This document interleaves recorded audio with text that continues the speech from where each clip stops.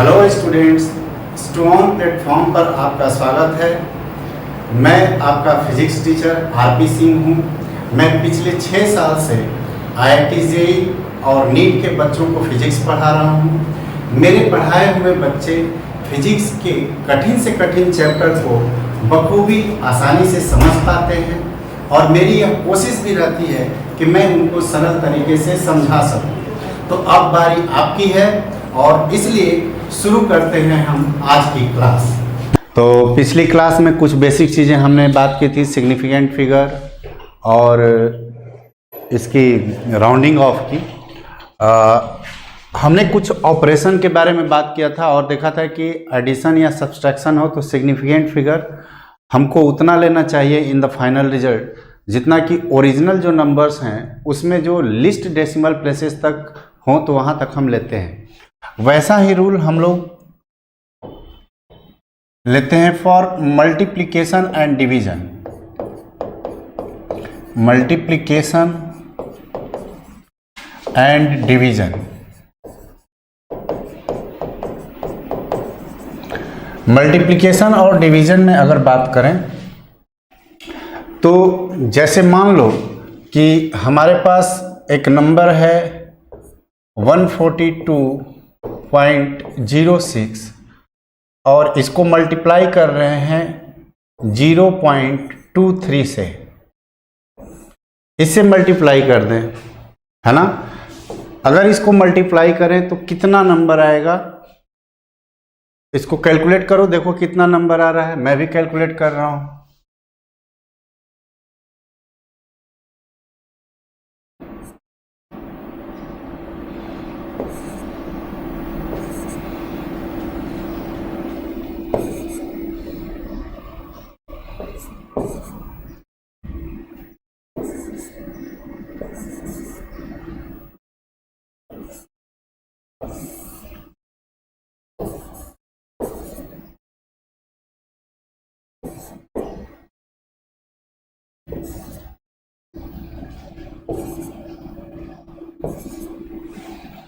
तो एक्चुअली जो मल्टीप्लिकेशन होगा उसका आंसर ये होगा, है ना। जो हमने एक्चुअली जो मल्टीप्लिकेशन किया उसका आंसर ये है ना।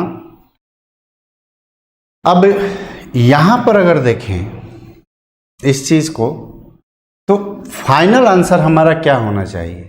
तो रूल ये बोलता है कि जो ओरिजिनल नंबर्स हैं, है ना, ओरिजिनल नंबर, इसमें कितना सिग्निफिकेंट डिजिट है, 5 सिग्निफिकेंट डिजिट है ना। इसमें कितना है सिग्निफिकेंट डिजिट, 3 सिग्निफिकेंट डिजिट है, सॉरी 2 सिग्निफिकेंट डिजिट है, 2 सिग्निफिकेंट डिजिट है।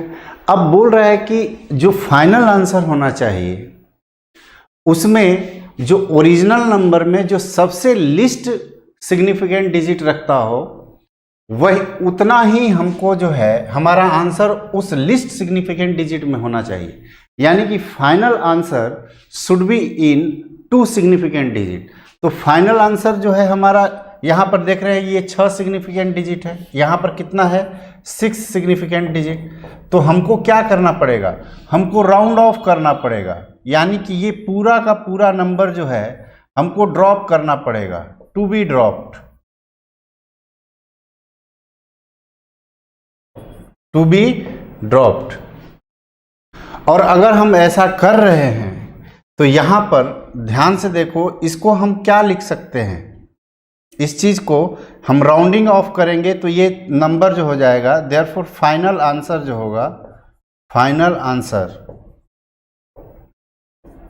That will be equals to 33।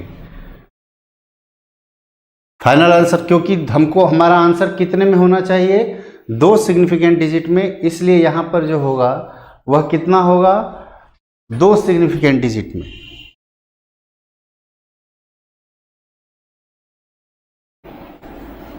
तो इसके लिए रूल क्या है, इन multiplication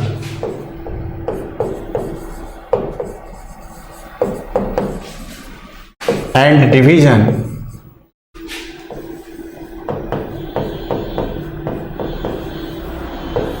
final result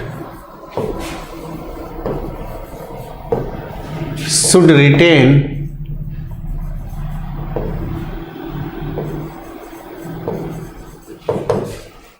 as same significant figure as there in original numbers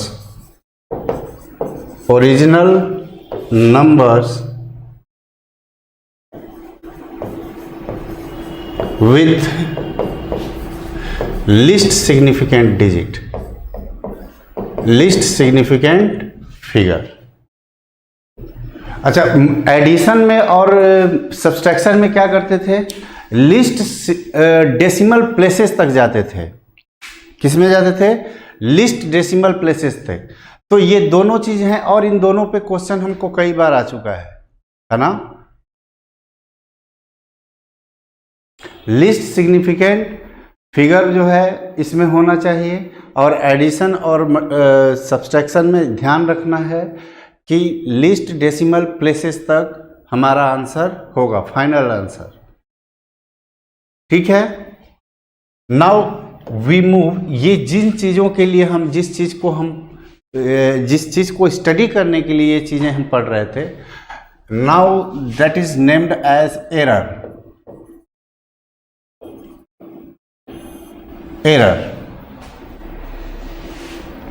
error क्या है? एरर जो है, मैंने बोला था कि यहां पर ये ए है और ये बी है ना। तो इस ए और बी का हमने किसी इंस्ट्रूमेंट की मदद से क्या किया? मेजर किया इसका लेंथ। तो लेंथ का जो लेंथ आया, जो फिजिकल पैरामीटर जो लेंथ है, मान लेते हैं कि ये कितना है? 1.62 मीटर है, ऐसा हमने मान लिया। तो this value is known as measured value. क्या होगी ये? Measured value. तो व्हेन या figure with the help of scale we obtain is known as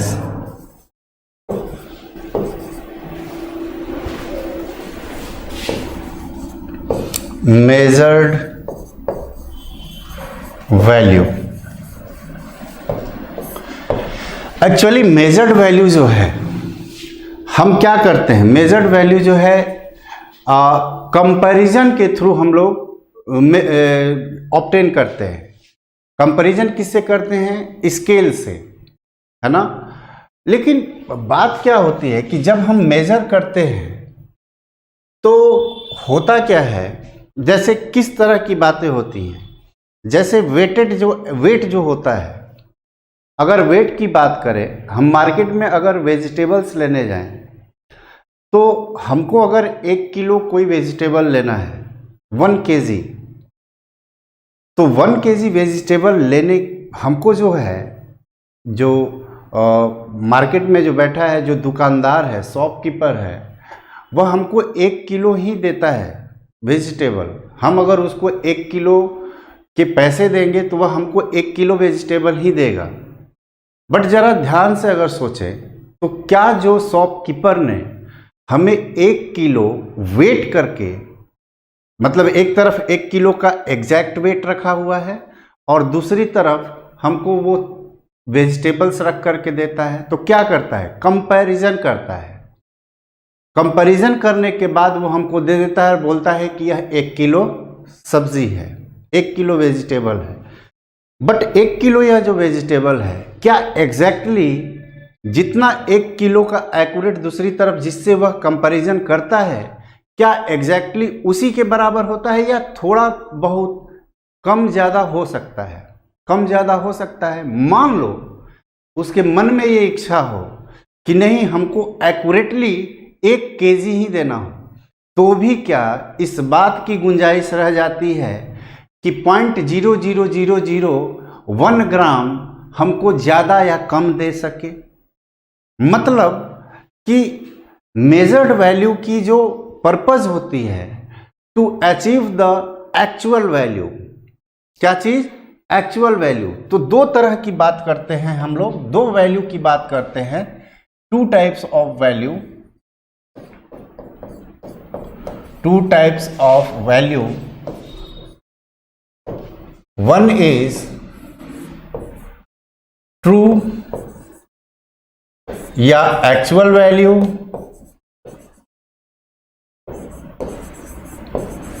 and another value is known as true value।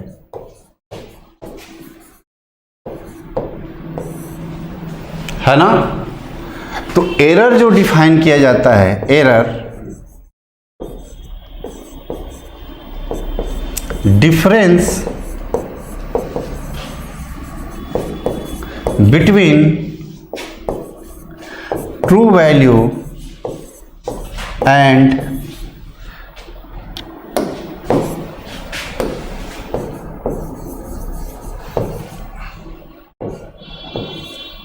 true value and measured value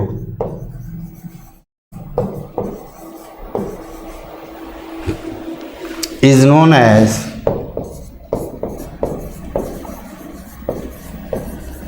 error। हम उसको क्या बोलते हैं? एरर बोलते हैं। ठीक है। अब जो है यहां पर इसका मतलब ये है कि या हम इसको ऐसे भी डिफाइन करते हैं कि डेविएशन जो होता है ट्रू मेजर्ड वैल्यू का, जो डेविएशन होता है, that deviation is known as error. तो एक चीज जो है इस यहां पर, यानी कि एरर को अगर हम बताएं, एरर, तो एरर बराबर जो होगा वह true value minus measured value के बराबर होगा।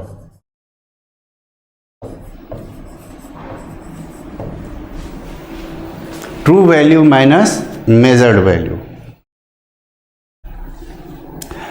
ट्रू वैल्यू और मेजर्ड वैल्यू का जो डिफरेंस होता है, अब ये देखो, जो मेजर्ड वैल्यू होती है, क्या ऐसा हो सकता है कि अगर हम शॉपकीपर के पास जाएं तो हम 1 किलो वेजिटेबल्स मांगे तो हो सकता है कि कुछ gram, some gram of vegetable is more than true value, ऐसा हो सकता है।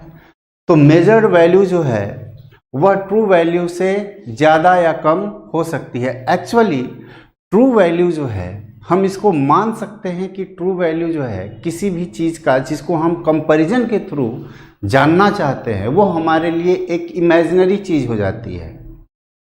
अगर एग्जैक्टली हम कंपैरिजन करके एक तरफ 1 kg रखें, दूसरे तरफ 1 kg के बराबर कोई हम चीज़ों को रखें, किसी सामान को रखें, तो उस सामान से हम उस सामान को एग्जैक्टली 1 किलो कंपेयर कर पाना, 1 किलो रख लेना, it is very difficult task. हम ये जो मेजर्ड वैल्यू और ट्रू वैल्यू है, इनमें जो डिफरेंस आ रहा है, उसमें मेजर्ड वैल्यू या तो कुछ ज़्यादा हो सकती है या तो मेजर्ड वैल्यू कुछ ट्रू वैल्यू से कम हो सकती है ना? तो एरर जो है ये दो तरीके का हो सकता है। एरर जो है ये जो होगा पॉजिटिव भी हो सकता है और निगेटिव भी हो सकता है। पॉजिटिव कब होगा? When true value is greater than measured value, और निगेटिव कब होगा? When true value is less than measured value.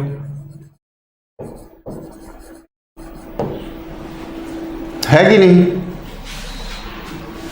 लेकिन एरर जो है it can not be zero. ये जीरो क्यों नहीं होगा?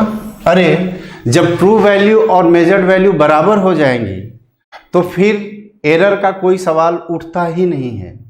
इसलिए एरर की जब हम बात करते हैं तो इन दोनों वैल्यू के डिफरेंस के बराबर जो वैल्यू हमको मिलती है that difference is known as error. बराबर हो जाएंगे तो फिर एरर वर्ड एग्जिस्ट नहीं करेगा।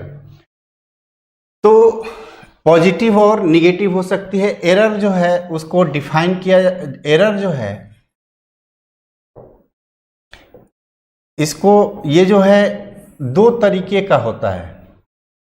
ये तो क्वांटिटेटिवली जो है दो टाइप का हुआ, पॉजिटिव या निगेटिव। जो वैल्यू एरर की आएगी या तो पॉजिटिव हो सकती है या निगेटिव हो सकती है।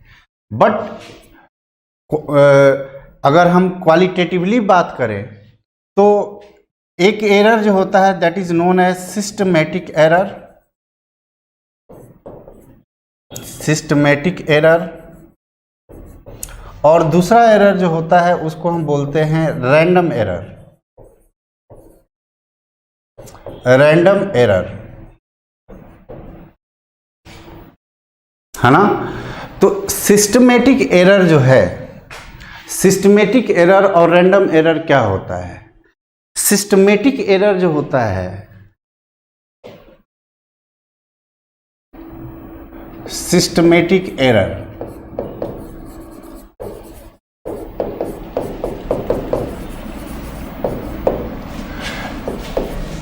this type of error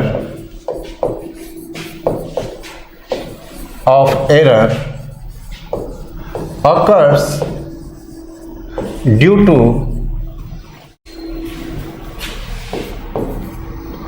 personal biasness,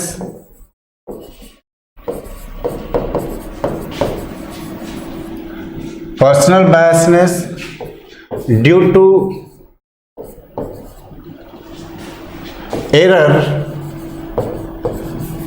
generated by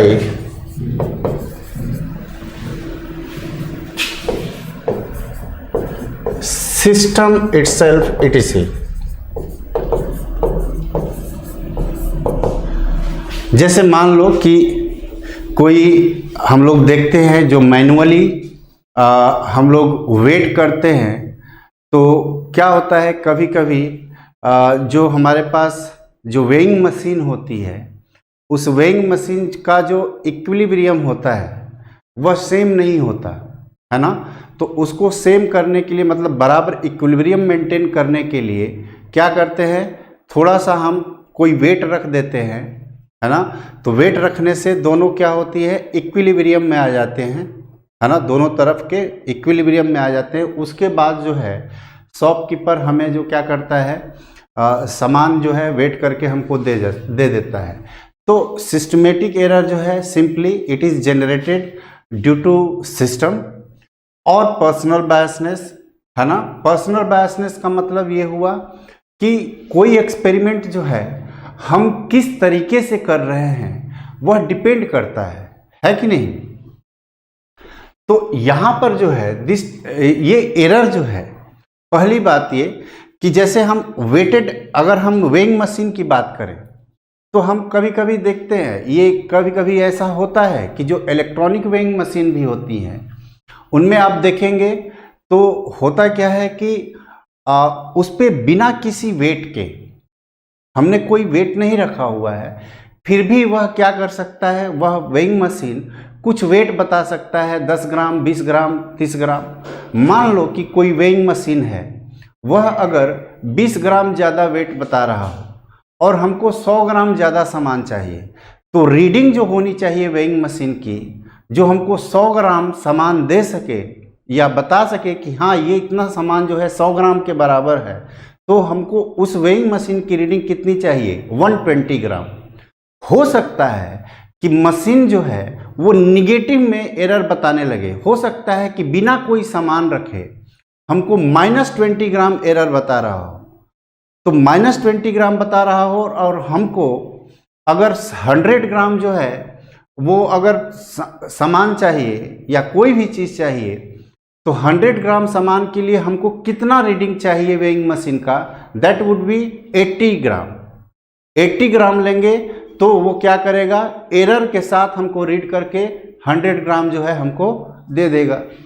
तो इस पूरे डिस्कशन में हमको ये क्या चीज़ पता चली? हमको एक चीज़ ये पता चली कि सिस्टमेटिक एरर जो होता है that is known to us. हम उस एरर को जानते हैं, उस एरर को हम जान पाते हैं कि हाँ, हम जो एक्सपेरिमेंट करने जा रहे हैं उस और जिस इंस्ट्रूमेंट के या जिस कंडीशन में करने जा रहे हैं उस कंडीशन या इंस्ट्रूमेंट में कितना एरर है। तो सिस्टमेटिक एरर के बारे में हमको ये चीज़ पता है कि दिस टाइप ऑफ एरर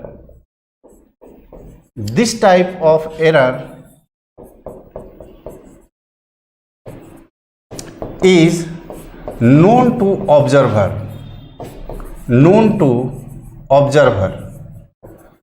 जो भी कोई ऑब्जर्व कर रहा हो या एक्सपेरिमेंट कर रहा हो, उस ऑब्जर्वर के लिए, उस ऑब्जर्वर को ये एरर पता होता है और इसलिए दिस एरर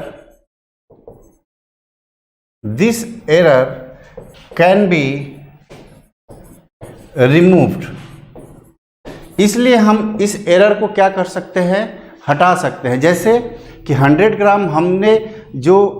ग्राम हमको अगर कोई चीज़ चाहिए तो -80 ग्राम लें या 120 ग्राम लें, तो एक्चुअली हम क्या कर रहे हैं, हम एरर को कैलकुलेट करके हम जो है मेजरमेंट कर रहे हैं, है ना। तो एरर को कैलकुलेट करते हुए मेजरमेंट कर रहे हैं, इसका मतलब कि हमको पहले से एरर पता है और उस एरर को हम क्या कर पा रहे हैं, रिमूव कर पा रहे हैं। इसलिए मैं बोल रहा हूँ कि सिस्टमेटिक एरर जो होता है that can be removed in our counting या कंपैरिजन। नेक्स्ट थिंग जो है सिस्टमेटिक एरर के बारे में दैट इज़ वेरी इंपॉर्टेंट, और वो ये है कि सिस्टमेटिक एरर जो होता है वह बाई डायरेक्शनल होता है, मतलब यूनिडायरेक्शनल होता है। मतलब यूनिडायरेक्शनल का मतलब कि अगर मान लीजिए कि वेइंग मशीन +20 ग्राम बिना किसी वेट को रखे हुए वजन बता रहा हो, मतलब वहाँ उस पर कोई भी चीज़ रखी नहीं हुई है, इसको हम जीरो एरर भी बोलते हैं। क्या बोलते हैं? Zero error. मतलब कि जब वेइंग मशीन को जीरो बताना चाहिए उस समय वह कुछ वेट बता रहा हो, मान लेते हैं कितना वेट बता रहा है, 20 ग्राम। तो हम जितनी बार उस वेइंग मशीन से हम सामान अगर वेट करेंगे तो हमेशा जो रीडिंग होगी वेइंग मशीन की, उस रीडिंग में +20 ग्राम जो होगा दैट विल बी मोर या एडेड रहेगा। मतलब कि 100 ग्राम को हमको सामान लेना है तो वेइंग मशीन की रीडिंग हमको कितनी चाहिए, 120 ग्राम। हम मान लीजिए कि 1 किलो हमको चाहिए, तो हमको 1 किलो अगर कोई सामान चाहिए तो हमको उस वेइंग मशीन की वेट जो रीडिंग है वह कितनी चाहिए, 1020 ग्राम, है कि नहीं। 500 ग्राम चाहिए तो कितनी चाहिए, 520 ग्राम। मतलब कि ऐसे सिस्टम में जिसमें कि पहले से एरर है, वो एरर जो है हमेशा हर एक्सपेरिमेंट में, हर रीडिंग में वह मौजूद रहेगा और वैसे ही रहेगा कि अगर प्लस है तो हमेशा प्लस ही रहेगा। -20 ग्राम है तो 100 ग्राम की जगह पर 100 ग्राम की जगह पर 80 ग्राम हमको रीडिंग लेनी पड़ेगी, और 80 ग्राम रीडिंग लेंगे तभी जाकर के हमको पता चलेगा कि हाँ, ये जो सामान या ऑब्जेक्ट जो हमने वे किया है वह जो है 1 kg की 100 ग्राम के बराबर है ना। तो अब ऐसी वेइंग मशीन जिसमें कि -20 ग्राम एरर बता रहा हो, अब उस पर हम बार बार वे करें तो बार बार वे करने के बावजूद भी वह मशीन हमेशा -20 ग्राम एरर को बताएगी।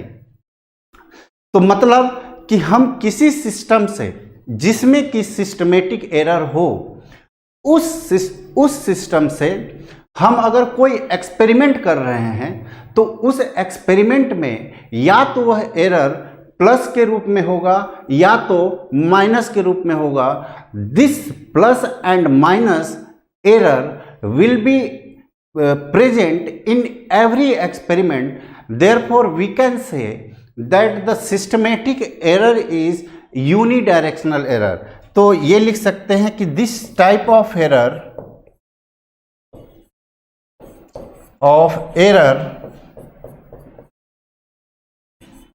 is unidirectional error।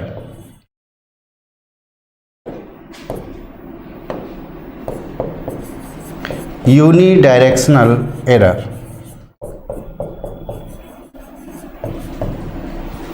है ना। इसका मतलब समझ में आया यूनिडायरेक्शनल का, या तो हर एक्सपेरिमेंट में प्लस होगा और अगर माइनस एरर है तो हर एक्सपेरिमेंट में माइनस ही आएगा। समझ में आएगा। ऐसा नहीं हो सकता है कि 20 ग्राम हो, हमको 100 ग्राम सामान चाहिए तो 120 रीडिंग दे देगा, और अगर 200 ग्राम चाहिए तो 180 ग्राम दे देगा। ऐसा नहीं होगा, 220 ग्राम ही, मतलब 20 ग्राम ज़्यादा ही दिखाएगा। तो यह एरर जो होता है हमेशा प्रेजेंट होता है, हम जानते हैं उसके बारे में, और ये जो है इसलिए इसको हम हटा सकते हैं, रिमूव कर सकते हैं, इस एरर को रिड्यूस कर सकते हैं। और यह एरर जो होता है हर एक्सपेरिमेंट में वह जो मौजूद होता है इन यूनिडायरेक्शनल मेथड। यूनिडायरेक्शनल एरर नहीं, यूनिडायरेक्शनल। अब जरा बात कर लेते हैं हम किसकी, रैंडम एरर की। What is random error?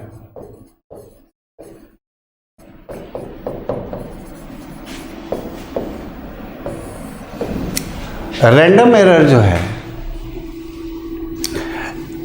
ये जो फिजिकल पैरामीटर्स होते हैं, है ना। फिजिकल पैरामीटर्स मतलब अब जैसे मान लो कि अब वेइंग मशीन की ही हम बात कर लें, तो वेइंग मशीन जो है जिससे हमको वे करना है, तो अगर ये बहुत ज़्यादा सेंसिटिव होता है, मतलब सेंसिटिव है, कोई सिस्टम जो होता है अगर सेंसिटिव है अगर, तो होगा क्या, या किसी कंप्यूटर में ही या किसी भी चीज़ में जिसमें कि अगर मान लो कि क्या होता है कि वाइंड बहुत तेज़ चलने लगे, है ना, विंड बहुत तेज़ चलने लगे, टेम्परेचर बहुत ज़्यादा हो जाए, या वोल्टेज करंट का फ्लक्चुएशंस जो है वह होने लगे, तो इन केसेस में यानी कि this type of error is present due to the fluctuations in physical parameters, है ना। this type of error are present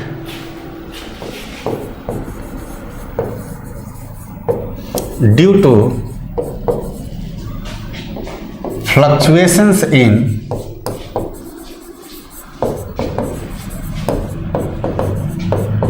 physical parameter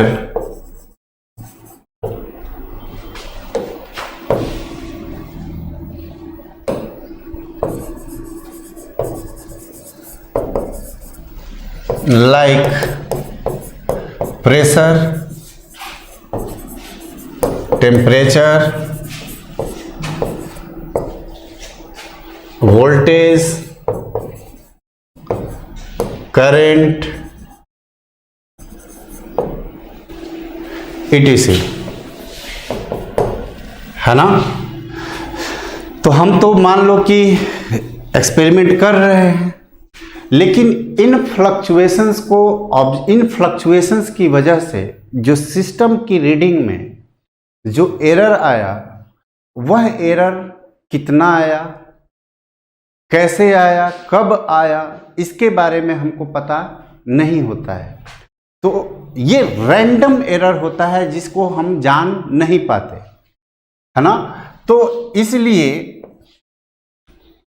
random error जो है this type of error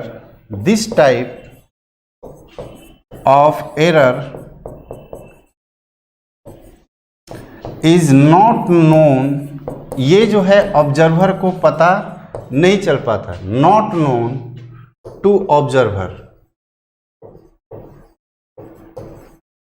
ये ऑब्जर्वर को पता नहीं चल पाता है ना। और जब पता ही नहीं चल पाता है तो इस एरर को हम जो है रीडिंग से हम रिड्यूस या रिमूव नहीं कर पाते, तो therefore it cannot be removed from the reading, है ना।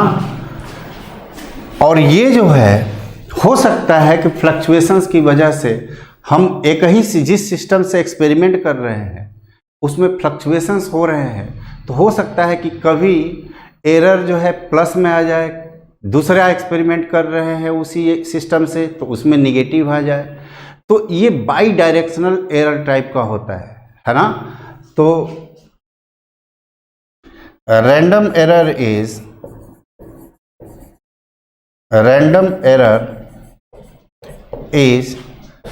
By directional error, by directional error, यानी कि हम एक ही सिस्टम से अगर बार बार एक्सपेरिमेंट करें, बार बार रीडिंग लें, तो किसी रीडिंग में प्लस भी आ सकता है एरर, किसी रीडिंग में माइनस भी आ सकता है, निगेटिव भी हो सकता है, लेकिन हमको पता नहीं चल पाता है। तो जब हम एरर की बात करते हैं, जब हम किसी रीडिंग की बात करते हैं, किसी एक्सपेरिमेंट की बात करते हैं, तो जब हम किसी एक्सपेरिमेंट की बात करेंगे तो दो तरह की एरर को दिमाग में हम लेकर के चलते हैं, सिस्टमेटिक और रैंडम। सिस्टमेटिक एरर हमको चूंकि पता होता है इसलिए हम इसको पहले ही क्या कर लेते हैं, कैलकुलेट कर लेते हैं। बट रैंडम एरर जो होता है ये हमको पता नहीं होता, इसलिए हम रीडिंग लेते समय इसको हम रिमूव या रिड्यूस नहीं कर पाते। तो इसका मतलब ये है कि एरर होना, क्या इसकी पॉसिबिलिटी ज़्यादा है कि हम कोई एक्सपेरिमेंट कर रहे हैं तो उसमें एरर मौजूद हो, तो हमारी जो फाइनल रीडिंग होती है उस वह फाइनल रीडिंग एररलेस हो, इसके लिए हम कुछ उपाय करते हैं। और वह एरर जो मौजूद रहता है वह किस टाइप का एरर मौजूद रहता है, रैंडम टाइप का। ये रैंडम टाइप का एरर जो होता है इसको हटाने के लिए, इसको रिमूव करने के लिए हम कुछ तरीके अपनाते हैं, कुछ मेथड होते हैं। उन मेथड के बारे में हम लोग पढ़ते हैं। तो हम लोग नेक्स्ट पॉइंट जो है वो बात करेंगे error computing, error calculation of error, calculation of error.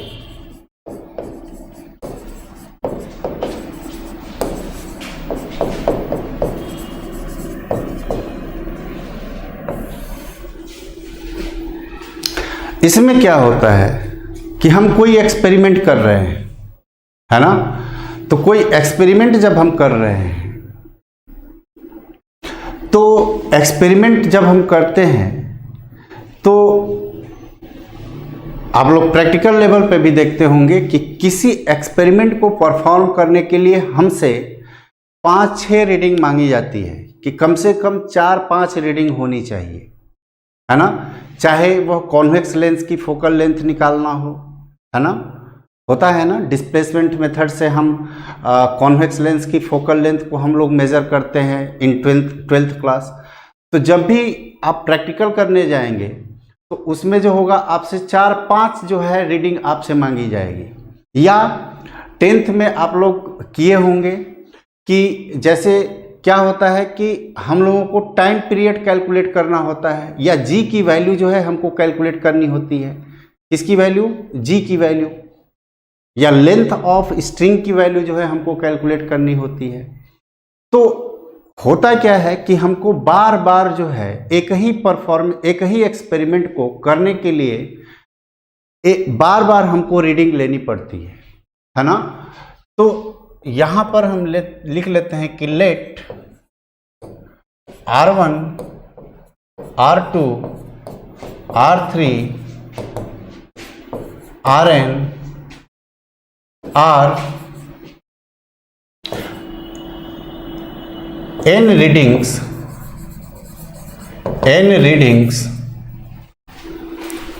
of an experiment। किसी एक एक्सपेरिमेंट को करने के लिए हमने इतनी रीडिंग ले ली है ना। तो ये रीडिंग जो है हमने ली, वह कौन सी रीडिंग है? मेजर्ड वैल्यू हो गई। वह कौन सी वैल्यू कहलाएंगी? मेजर्ड वैल्यू कहलाएंगी, है ना। कोई भी एक्सपेरिमेंट कर रहे हैं उसको बार बार हम लोग करते हैं, है ना। बार बार करने का मतलब ये होता है कि हमको जो है, जो हम एक्सपेरिमेंट कर रहे हैं उससे कम पता चले कि हमारी रीडिंग जो है बार बार आ रही है, उसमें कितना फ्लक्चुएशंस हो रहे हैं। अब इस रीडिंग में जो फ्लक्चुएशंस होंगे, है ना, हमको ट्रू वैल्यू एक्चुअली जानना है। तो क्या हमको करना होता है कि हम लोग मीन वैल्यू को निकालते हैं। Mean value of this readings is taken as true value, है ना। तो मीन वैल्यू, मीन या average value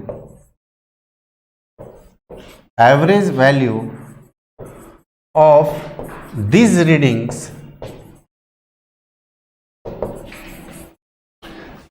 these readings are, sorry, are नहीं, is taken as true value, true या एक्चुअल वैल्यू।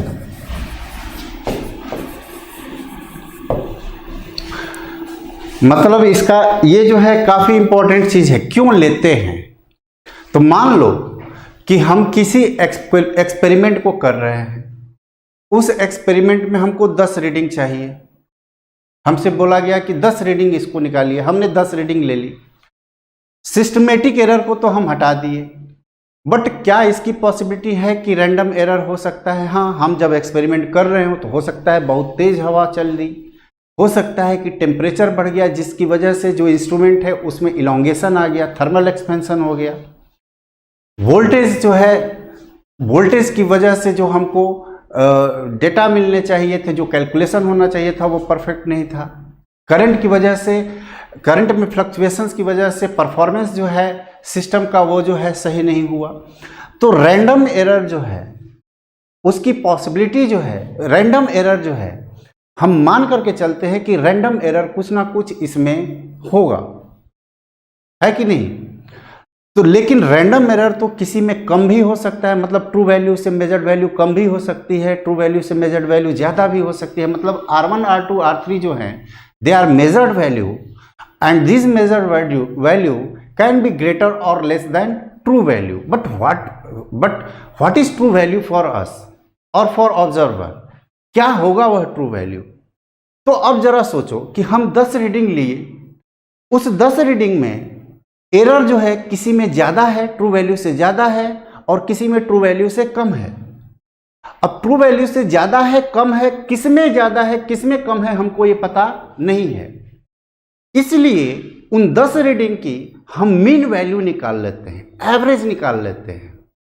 क्या निकाल लेते हैं? एवरेज। एवरेज निकालने से जो हमको वैल्यू मिलती है, वह वैल्यू जो होती है उसमें क्या होता है कि जो प्लस और माइनस वाले जो होते हैं, यानी कि जैसे मान लो कि यहाँ पर जो है, मान लो कि 2 है, ये 4 है और ये 5 है। ये कितना है? 5। 3 रीडिंग ले लिए तो 2, तो इनका एवरेज क्या होगा? तो 2 + 4 + 5/3। मतलब रीडिंग्स क्या है, मेजर्ड वैल्यू क्या है? मेजर्ड वैल्यू 2 है, 4 है और 5 है। और हमने इनका क्या कर लिया, एवरेज निकाल लिया। एवरेज निकालेंगे तो ये कितना आएगा, ये आ जाएगा 11/3। 11/3 का मतलब ये हो गया, कितना हो जाएगा, 3.67। अरे होगा कि नहीं, 3.67।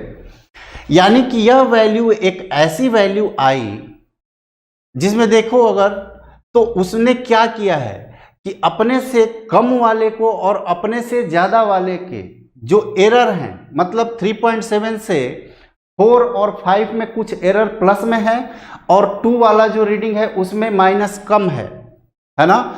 तो उसने क्या किया, एवरेज, ये एवरेज जो मेथड है उसने जो प्लस या माइनस के रूप में जो रैंडम एरर प्रेजेंट थे, उन रैंडम एरर को इसने क्या किया है, रिड्यूस कर दिया है।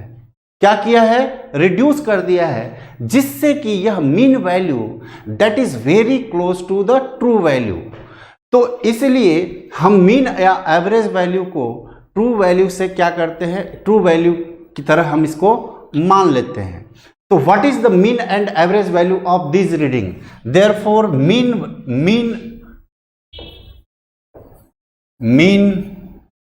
वैल्यू, या मीन वैल्यू की जगह पे लिखे true value. True value is equal to R1 plus R2 plus R3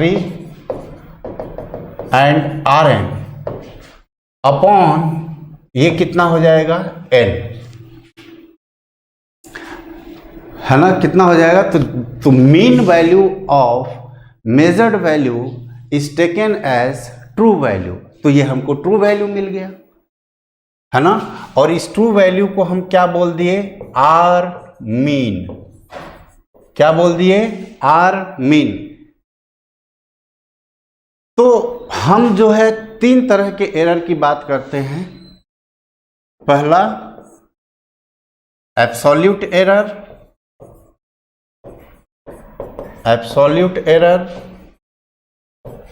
दूसरा जो है that is relative error,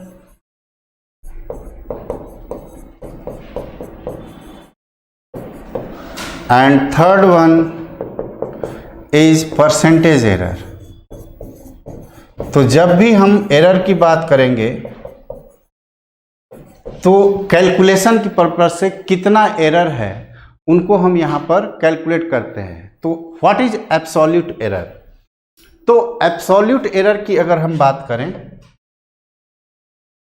absolute error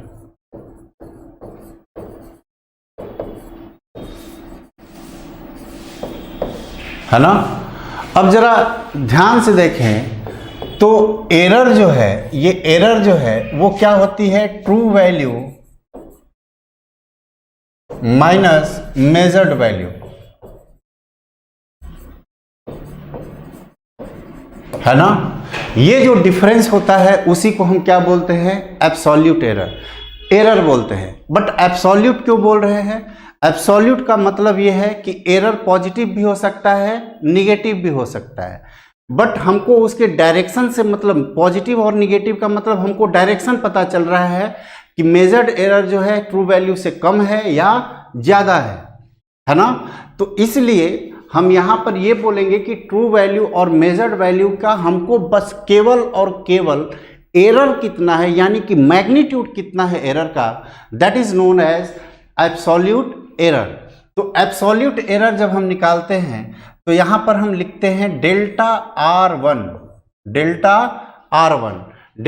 R1 कितना होगा, डेल्टा R1 का मतलब ये हुआ कि ट्रू वैल्यू जो है R मीन है minus reading measured value R1। इसमें जो डिफरेंस होगा वह पॉजिटिव भी हो सकता है और निगेटिव भी, इसलिए हम इसका मॉडुलस लगा लेते हैं। क्या लगा लेते हैं, modulus. This is known as absolute error in reading R1. This is absolute error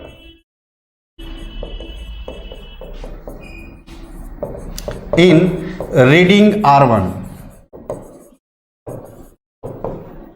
उसी तरह से डेल्टा R2 भी लिख सकते हैं। डेल्टा R2 क्या है, R मीन माइनस R2। उसी तरह से क्या हम डेल्टा RN निकाल सकते हैं? डेल्टा RN जो होगा that is R mean minus RN का मैग्नीट्यूड, होगा कि नहीं? तो ये जो है ये क्या हो गया, ये हमारा जो है एब्सोल्यूट एरर हो गया। इन एब्सोल्यूट एरर का हम मीन लेते हैं, mean absolute error, mean absolute error. ये क्या होता है? ये जो होता है जितने भी एब्सोल्यूट एरर आए उन एब्सोल्यूट एरर को delta R1 plus delta R2 plus delta R3 and delta RN, इनको क्या किए, इन एरर को जोड़ दिए और यहां पर लिख लिए। मैं बताऊंगा कि क्यों हम एब्सोल्यूट एरर लेते हैं, अभी हम बात करेंगे आगे कि हम एब्सोल्यूट एरर ही क्यों लेते हैं, है ना। तो यहां पे ये जो है मीन एब्सोल्यूट एरर ले लिए और यह मीन एब्सोल्यूट एरर जो है इसको हम बोलते हैं delta R mean, delta R mean. तो जो क्वेश्चन में हमसे जो है सिंपली बोल देता है कि एब्सोल्यूट एरर कैलकुलेट करें, तो एब्सोल्यूट एरर कैलकुलेट करने का मतलब ये होता है कि we have to find out mean absolute error, है ना। मीन एब्सोल्यूट एरर, जितने भी एब्सोल्यूट एरर है उनका मीन ले लेंगे, that is known as mean absolute error. ठीक है। अब ये जो है ऐसा क्यों करते हैं कि हम एब्सोल्यूट एरर का मीन निकाल, एब्सोल्यूट एरर लें। तो अगर मान लो कि अगर हमारे पास जो एरर मौजूद हैं, ये डेल्टा R1 डेल्टा R2 ये जो एरर मौजूद हैं यहां पे, मान लो कि अगर ये मॉडुलस नहीं लेते, ये मॉडुलस हटा दें, तो यहां पर सिंपली एरर जो होगा हमारे पास होगा, and this error delta R1 delta R2 delta R3 इनकी वैल्यू जो है पॉजिटिव भी हो सकती थी और निगेटिव भी हो सकती थी, है ना। लेकिन जब हम पॉजिटिव और निगेटिव के साथ वाले एरर का, जैसे मान लो कि एरर हमारे पास आया, जो एरर आया डेल्टा R1 मान लो कि हमारे पास कितना आ गया, मान लो कि 1 आ गया। डेल्टा R2 जो आया वह कितना आया, -2 आया। डेल्टा R3 जो आया वह कितना आया, माइनस या प्लस या ऐसे लिख लो, -1 आ गया, -1 आया। डेल्टा R2 जो R4 जो आया वह कितना आ गया, वह +1 आ गया। कितना आ गया, +1 आ गया। डेल्टा R4 जो आया वह कितना आ गया, +2 आ गया। ऐसा मान लेते हैं, तो इनका मीन हम निकाल लेते हैं, यानी कि डेल्टा R मीन, मतलब कि एब्सोल्यूट एरर का हम लोग मीन निकाल, एरर का मीन निकालें। एब्सोल्यूट एरर नहीं है ये, अगर सिर्फ मैग्नीट्यूड लेते तब ये क्या होता है, एब्सोल्यूट एरर होता, बट अब ये एब्सोल्यूट एरर नहीं है। यहां पर जो है डेल्टा R मीन जो है अगर निकालेंगे तो कितना हो जाएगा, 1 -2 -1 +1 +2, और कितने हैं ये टोटल, 5 हैं। तो ये कितना आ जाएगा, ध्यान से देखो, तो -2 और +2 कैंसिल आउट, +1 -1 कैंसिल आउट, तो ये आ जाएगा 1/5। कितना आ जाएगा, 1/5, and this will be equal to 0.2। कितना आ जाएगा, 0.2, यानी कि जो मीन आया वह कितना आया, इतना आ गया। अब हम एब्सोल्यूट मीन मतलब एब्सोल्यूट एरर का मीन लें, मतलब अब केवल पॉजिटिव वाला लें, तो केवल अगर पॉजिटिव वाली चीज लेंगे, केवल अगर हम अब मॉडुलस ले लें, इनका क्या ले लें, मॉडुलस, तो डेल्टा आर मीन है ना, मॉडुलस वाला, तो ये कितना हो जाएगा 1 + 2 + 1 + 1 + 2, यही होगा अपॉन 5। तो ये कितना आ जाएगा, अगर देखें तो ये 4 और 7/5, तो ये कितना हो जाएगा 1.4, कितना आ जाएगा 1.4 होगा ना। अब जरा ध्यान से सुनो,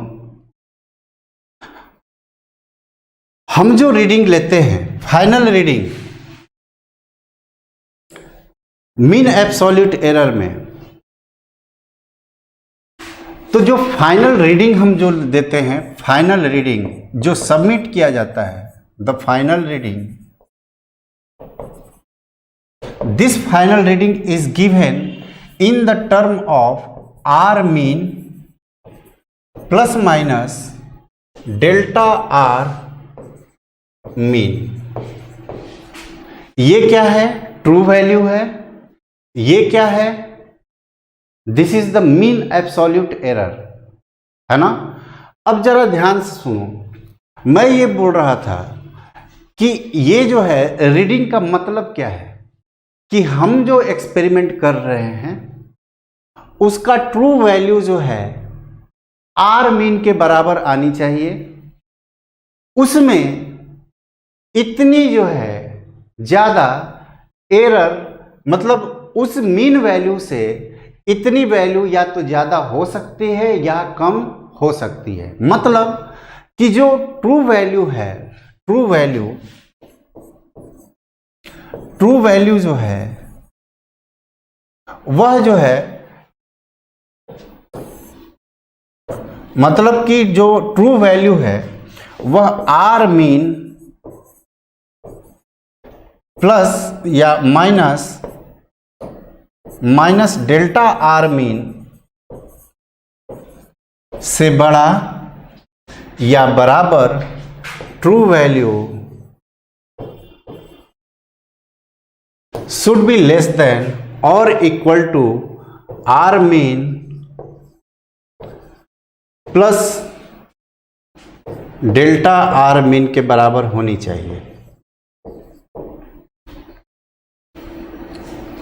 कुछ समझ में आ रही बात। इसका मतलब ये है कि ट्रू वैल्यू जो है वह आर मीन है और उसमें मैक्सिमम इतना एरर प्लस या माइनस में हो सकता है। मतलब ट्रू वैल्यू की रेंज जो है इससे और इसके बीच में आनी चाहिए।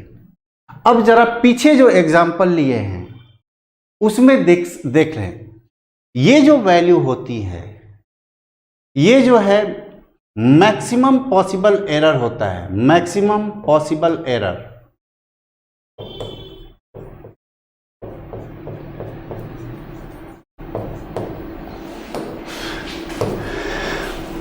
मैक्सिमम पॉसिबल एरर होता है। क्या होता है मैक्सिमम पॉसिबल एरर? कि मतलब जो हम रीडिंग दें, अगर हमने कोई रीडिंग फाइनल रिपोर्ट जो है अगर हम सबमिट कर रहे हैं तो उस फाइनल रिपोर्ट में जो हमारी रीडिंग होगी उस रीडिंग में जो एरर एसोसिएट होगा वह मिनिमम एरर होना चाहिए कि मैक्सिमम एरर होना चाहिए? मैक्सिमम एरर होना चाहिए, ताकि अब किसी को लगे कि ट्रू वैल्यू है ये आर मीन है और इससे ज़्यादा अब एरर होने की संभावना नहीं है। बट अगर हम मिनिमम ले लेंगे तो तब तो जो ऑब्जर्वर है उसको तो पता ही नहीं चल पाएगा कि एक्चुअली यह एरर कहाँ तक जाएगी। तो जो हम यहाँ पर लिखते हैं वह मैक्सिमम पॉसिबल एरर लिखते हैं और मैक्सिमम पॉसिबल एरर लिखने के लिए हमको एरर चाहिए या एब्सोल्यूट एरर चाहिए? एब्सोल्यूट एरर का मीन चाहिए। एब्सोल्यूट एरर का मीन लेंगे तो हमको मैक्सिमम पॉसिबल एरर मिलेगा, बट केवल एरर का मीन लेंगे यानी कि with negative sign and plus sign अगर हम इस तरह के एरर का मिल लेंगे तो जो एरर आएगा that will B minimum error. तो हम जो रीडिंग में देते हैं that reading is present in terms of maximum possible error, that's why we calculate mean absolute error। इतनी बात समझ में आ गई है। तो हम लोग एब्सोल्यूट एरर को कैलकुलेट करने का पीछे रीजन क्या होता है कि for maximum possible error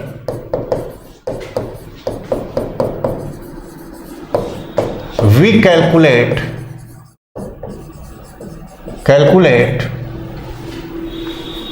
for maximum possible error we calculate mean absolute error। Mean error नहीं, मीन एब्सोल्यूट एरर। इसको हम क्या बोल सकते हैं, ये जो रीडिंग है this is the mean error, मतलब जो एरर है उनका मीन है। और ये जो रीडिंग है ये क्या है, ये क्या है, ये जो है मीन एब्सोल्यूट एरर है, एब्सोल्यूट एरर का मीन है। एब्सोल्यूट एरर का मीन जो है that comes in the form of maximum possible error because when we want to submit our final reading therefore in final reading there should be maximum possible error associated with true value, है ना, ताकि ये clearly पता चले कि हाँ हमारे पास जो रीडिंग है अब उसमें इससे ज़्यादा गलती होने की या एरर होने की कोई संभावना नहीं है ना।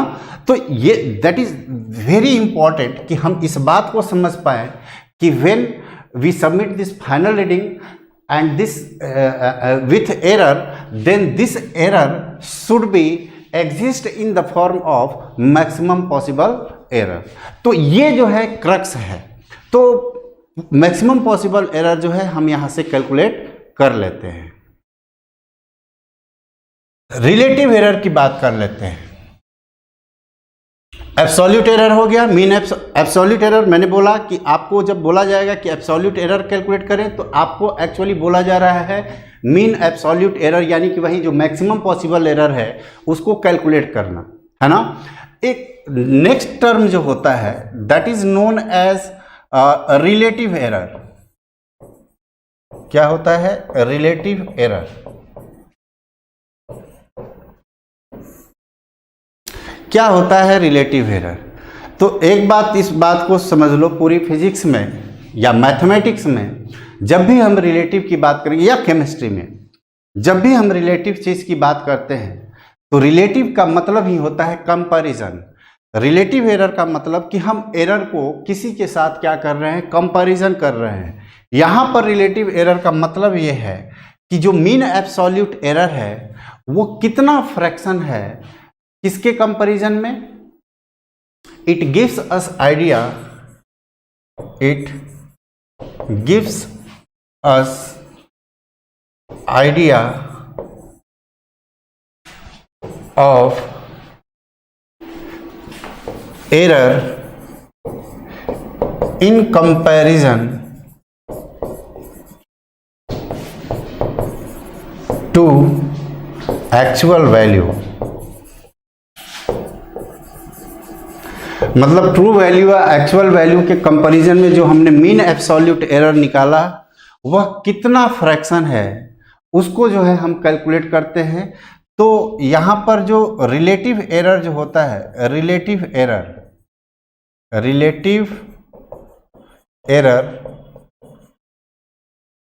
That is equal to delta R mean, यानी कि जो मैक्सिमम पॉसिबल एरर है वह जो है ट्रू वैल्यू यानी कि आर मीन के कंपैरिजन में कितना है ना, that is known as relative error. क्या बोलते हैं, रिलेटिव एरर। उसके बाद जो होता है that is percentage error. Percentage error. Percentage error क्या होता है? परसेंटेज एरर जो होता है सिंपली, ये भी परसेंटेज का भी मतलब क्या होता है? ये भी कंपैरिजन ही होता है। What is percentage? We compare any quantity in 100, है ना। तो 100 में हम जब किसी क्वांटिटी को कंपैरिजन करते हैं या कंपेयर करते हैं, that is expressed in terms of percentage. तो रिलेटिव एरर जो है, ये सिंपली परसेंटेज एरर जो है वह रिलेटिव एरर जो हमने कैलकुलेट किया उसमें हम मल्टीप्लाई कर देते हैं 100 का, that is known as percentage error. Percentage error,